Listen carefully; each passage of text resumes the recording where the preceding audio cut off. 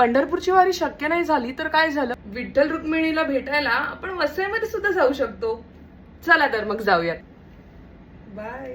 वसईमधलं हे विठ्ठल रुक्मिणी मंदिर नवाळे गावात स्थित आहे. येथे पोहोचण्यासाठी तुम्ही कळंब किंवा भुईगाव बस पकडू शकता आणि वजा स्टॉपला उतरून तुम्हाला तिथून चालत यावं लागेल. वजा स्टॉपला काही लोक लुद्रिक स्टॉप म्हणून पण ओळखतात, तर तुम्ही तेही सांगून येऊ शकता.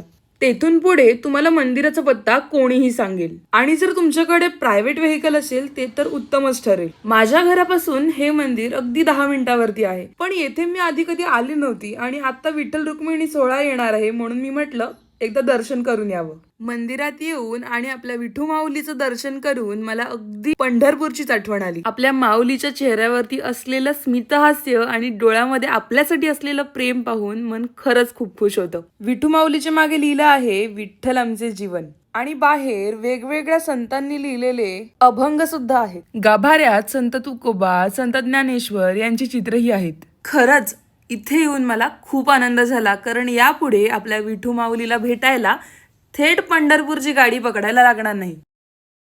आणि आजही मी मंदिरात आले आणि मला आरती मिळाली. तर आरती आणि पूजा झाल्यानंतर मी दर्शन घेतले, पाया पडले आणि मग निघाले आपल्या घरी. तुम्हाला हे मंदिर माहिती आहे का? मला कमेंट करून नक्की सांगा. आणि येणारा आषाढी एकादशीला इथे वारीही असणार आहे, तर तुम्ही इकडे दर्शनाला नक्की या. Okay, bye.